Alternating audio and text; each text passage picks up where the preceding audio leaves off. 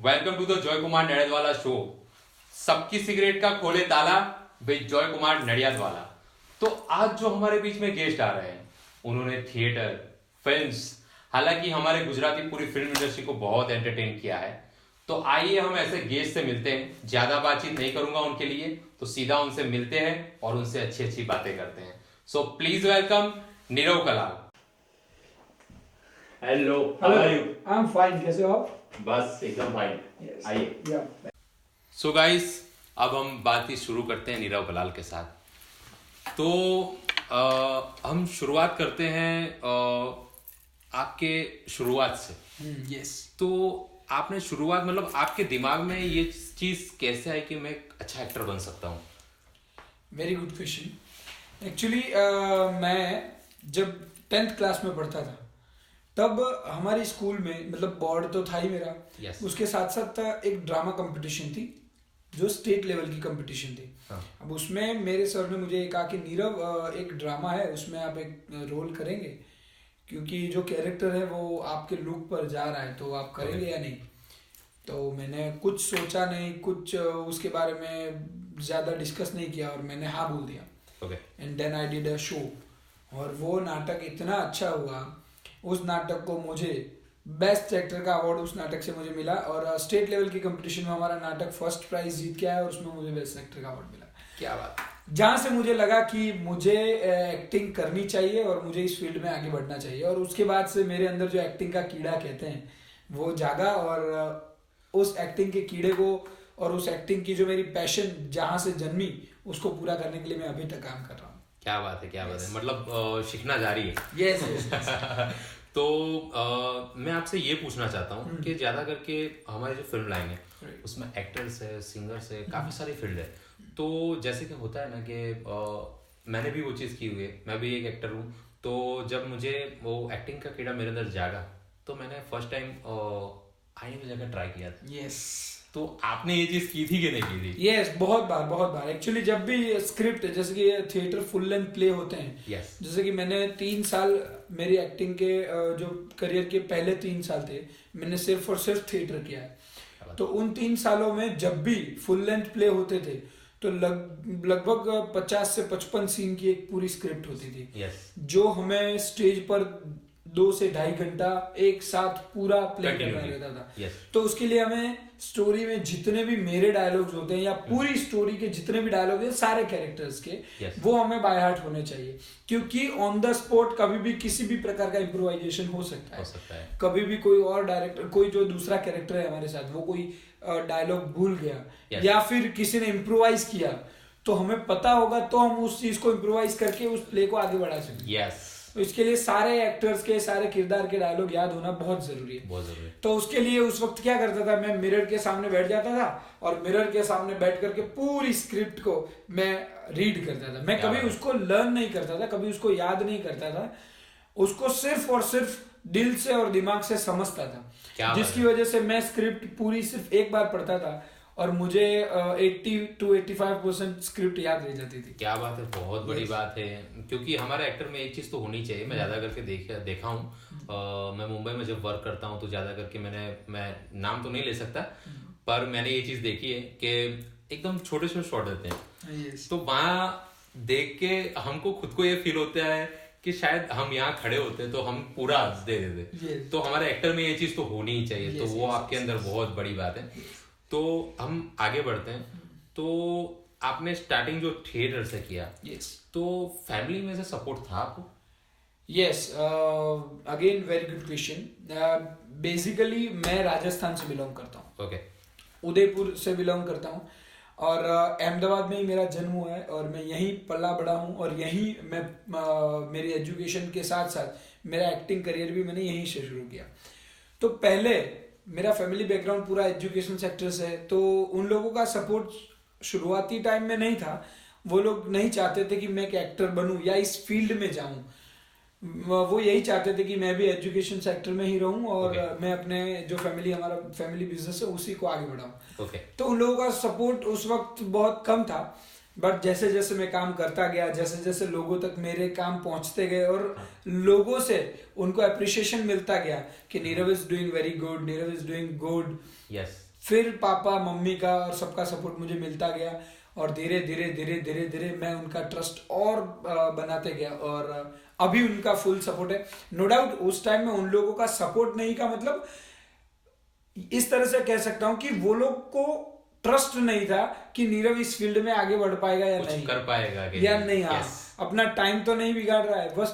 वो टेंशन में वो लोग सपोर्ट नहीं कर रहे थे, पर जैसे जैसे उन्हें पता लगने लगा कि ही इज कैपेबल, इसके अंदर वो कला है, वो टैलेंट है, देन उन्होंने मुझे बहुत सपोर्ट किया, इतना सपोर्ट किया जिसकी कोई हद नहीं है, और जिसकी वजह से आज मैं जो कुछ भी हूँ उसमें मेरे फैमिली का पूरा पूरा सपोर्ट है। क्या बात है, क्या बात है। अब मैं एक चीज पूछना चाहता हूँ, जैसे कि होता है ना कि मामा का सपोर्ट ज्यादा होता है, पापा का सपोर्ट ज्यादा होता है, तो सबसे ज्यादा सपोर्ट किसका था?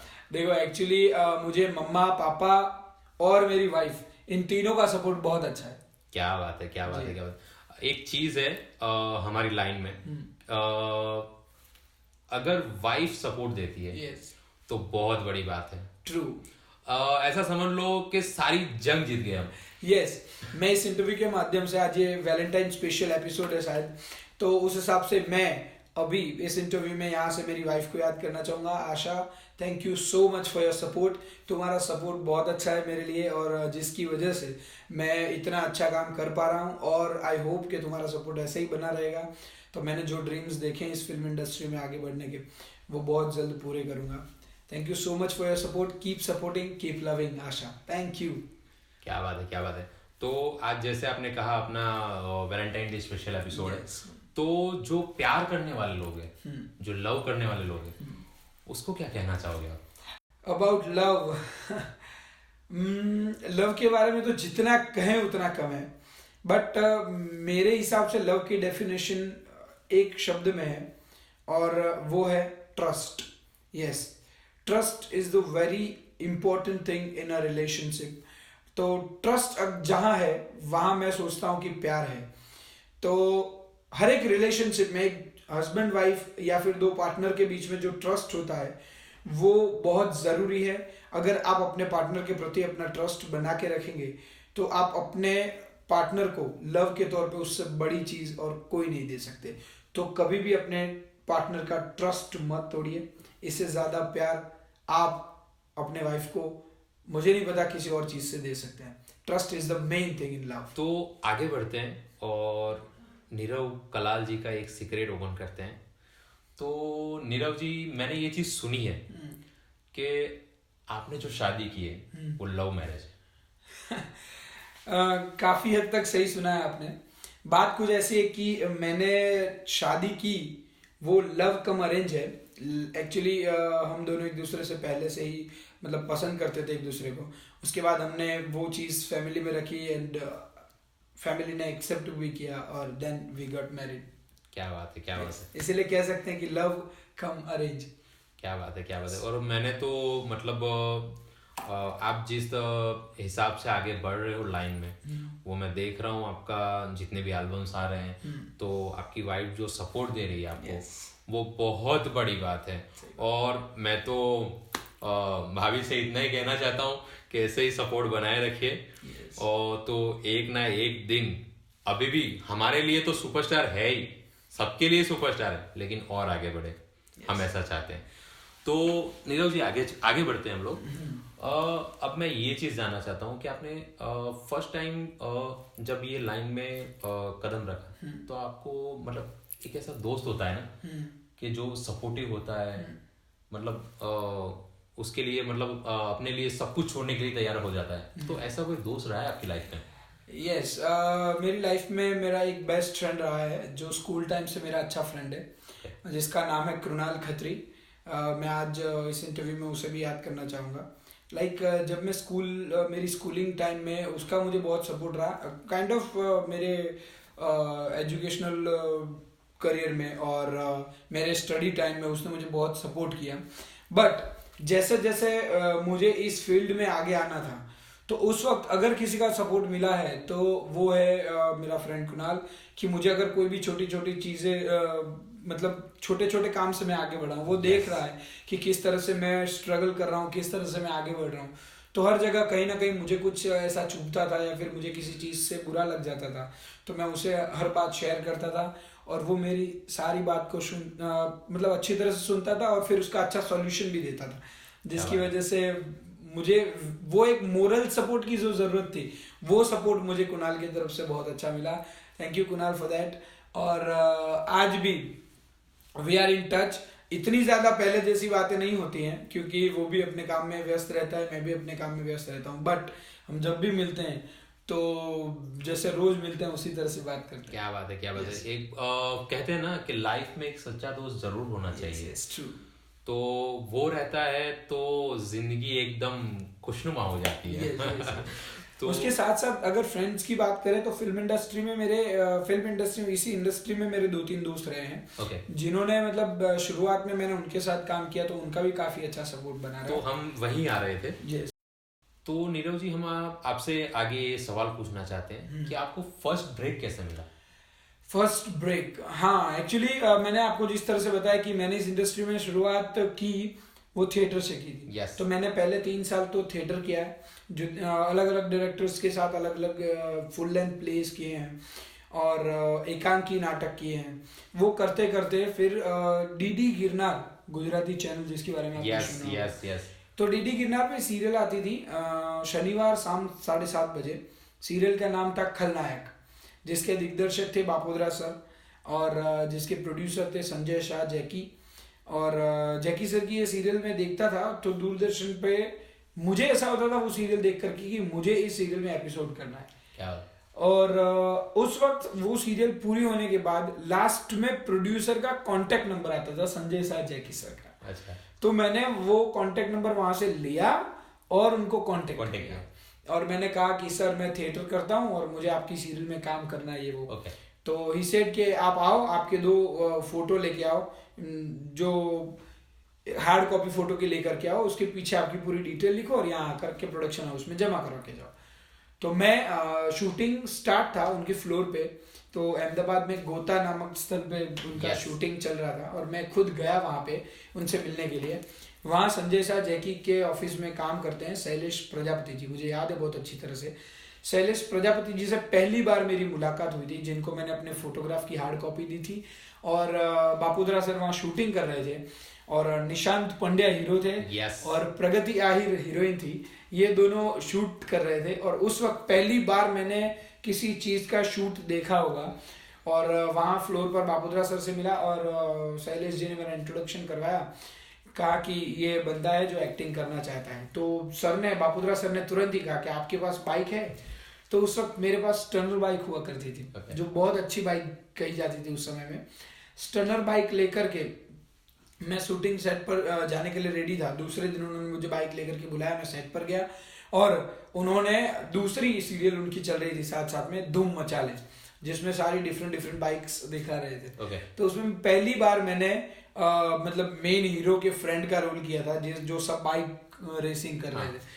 तो वो मुझे याद है कि वो मेरा पहला रोल था। और वाइड एंगल SG हाईवे पर वाइड एंगल बहुत फेमस जगह है, वाइड एंगल के पास हम लोगों ने वो शूट किया था। मेरा पहला शूट, पहली बार कैमरा फेस मैंने बापोद्रा सर के दिग्दर्शन में उस जगह किया था और वो दिन आज भी मुझे याद है। क्या बात। अब मैं एक चीज़ पूछना चाहता हूँ, जैसे आपने बोला कि मैं हीरो का फ्रेंड था। यस। तो जो हीरो का फ्रेंड, तो वहाँ से जो हीरो, तो ये जर्नी आपने कैसे तय की? Yes, very good question. Hero के फ्रेंड से लेकर के हीरो तक की जर्नी मैंने कैसे तय की, बहुत ही अच्छा सवाल किया आपने। बात ऐसी है कि शुरुआत हमेशा कहते हैं ना कि हमें अगर छत पर पहुंचना है तो अगर हमें छत पर पहुंचना है तो हमें हर एक सीढ़ी पर चढ़ते अपनी मंजिल तक यानी कि छत पर पहुंचना है। right. तो मैंने उसी तरह से हर एक सीढ़ी को धीरे धीरे चढ़ा है, आराम से चढ़ा है और हर एक सीढ़ी को चढ़ते हुए मैंने बहुत कुछ सीखा है। तो उस वक्त कहने का मतलब छोटे रोल, मतलब कोई रोल छोटा बड़ा नहीं होता, बट ऐसे रोल के जिसमें मेरे डायलॉग्स भी नहीं थे, सिर्फ मेरी प्रेजेंस थी, जहां मुझे सिर्फ एक्सप्रेशंस देने हैं। तो वैसे किरदार करते मतलब जैसे कि मैं किरदार कर रहा हूँ किसी एक बंदे का, हीरो के फ्रेंड का, जहां मेरे कोई डायलॉग्स भी नहीं, but director sir Bapodra sir main hero को बताते हैं कि आपको ये डायलॉग बोलना है, इस तरह से बोलना है और ये सीन का मूड है और ये डायलॉग्स हैं, आपको बोलना है। तो जो प्रिपरेशन होती थी डायरेक्टर और एक्टर के बीच की, उसे मैं बहुत अच्छी तरह से सुनता था Follow. और उसे बहुत मतलब मेरा कंसंट्रेशन पूरा वहीं रहता था कि सर क्या कह रहे हैं, एक्टर किस तरह से उसे समझ रहे हैं और किस तरह से उसको कैमरा के सामने प्ले कर रहे हैं और एक्टर कैमरा के सामने किस तरह फ्रेंडली होकर के उस रोल को निभा रहा है। तो ये सब मैं ऑब्जर्व करता रहता था, जिसकी वजह से मुझे ऐसा होता कि यार अब मैं ये रोल कर लूँ तो मुझे वहां तो वो चांस नहीं मिलता था, बट घर पे जिस तरह से आपने मिरर की बात की, मैं मिरर के सामने वही जो डायरेक्टर ने हीरो से करवाया होता था वो मैं घर पे आके मिरर के सामने करता था।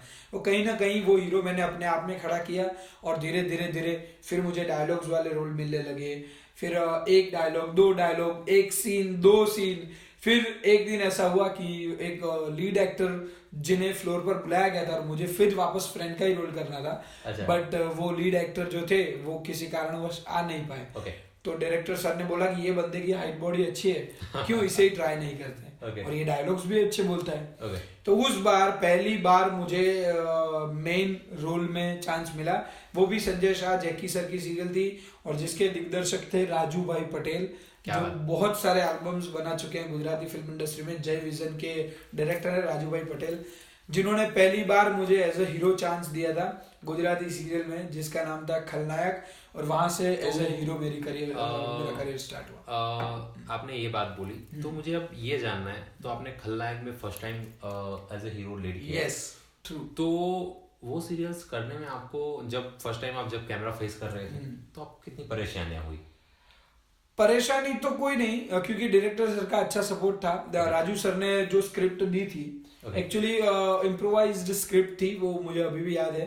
राजू सर ने और हम लोगों ने सब लोगों ने मिल करके उसी वक्त वहीं इम्प्रोवाइज स्क्रिप्ट मतलब थीम वाज प्रिपेयर्ड, थीम तैयार थी और उस पर से हमको करना था। सीन्स भी कुछ लिखे हुए थे पर बहुत कुछ सीन ऐसे थे जो इम्प्रोवाइज करने थे और वहीं शूट करना था। तो उसमें राजू सर का बहुत बड़ा योगदान रहा। राजू सर ने बहुत अच्छा सपोर्ट किया और मुझे नहीं लगता कि मुझे उस वक्त कुछ दिक्कतें थी। हाँ, ये था कि मुझे एक परफेक्ट एक्सपीरियंस एक्टर की तरह मैं उसे परफॉर्म नहीं कर पाया। उस सीरियल को मैं आज देखता हूँ, उसके एपिसोड्स आज भी मेरे पास हैं, तो देखता हूँ तो मुझे ऐसा लगता है कि ओह ये तो मैं और अच्छा कर सकता था, इससे भी बेस्ट देखता था। यस, बट वो जरूरी है। तो उस वक्त वो लेवल का कॉन्फिडेंस नहीं था, बट फिर भी पहली बार तो कभी ना कभी होती है। तो I started with my that time confidence और होपफुली जो किया था वो अच्छा किया था और धीरे धीरे मेरा कॉन्फिडेंस बिल्ट होता गया और आज इस समय मैं काम कर रहा हूँ। क्या बात है, क्या बात है। अभी तो आप बहुत बड़े बड़े एल्बम्स कर रहे हो और लोग भी आपको इतना प्यार देते हैं। मैं आपके हर सॉन्ग देखता हूँ और नीरव जी के साथ मैंने भी एल्बम्स किया हुआ है और मैंने उनको डायरेक्ट भी किया हुआ है और बहुत अच्छा एक्सपीरियंस रहा था। और क्योंकि ज्यादा जो होता है ना, एक डायरेक्टर को जब सामने एक वन टेक वाला आर्टिस्ट मिल जाए ना तो उसको काम करने का मजा कुछ अलग ही हो जाता है। True, yes. सो मैंने जब इनके साथ काम किया तो बहुत मजा आया क्योंकि no retake, only one take. So बहुत अच्छा एक्सपीरियंस रहा था उस टाइम पर भी अपना। तो हम आगे बढ़ते हैं। तो आपने बात की जैसे सीरियल की, तो आपको फर्स्ट एल्बम कौन सा मिला? यस। और कौन सा सिंगर था? यस, तो फर्स्ट एल्बम मैंने किया था, उसका नाम था एक्चुअली, फर्स्ट एल्बम की बात करूं तो अभी पिछले 3 साल से एल्बम जो कंटिन्यूस एक सॉन्ग वाले एल्बम चल रहे हैं, yes. उसमें मेरा फर्स्ट सॉन्ग अलग है। और आज से 4-5 साल पहले जब वो सीडी में एल्बम आते थे ना, 8-8 सॉन्ग वाले, yes. वो उस वक्त मैंने पहला एल्बम किया था, वो था साईं बाबा तमारा हम।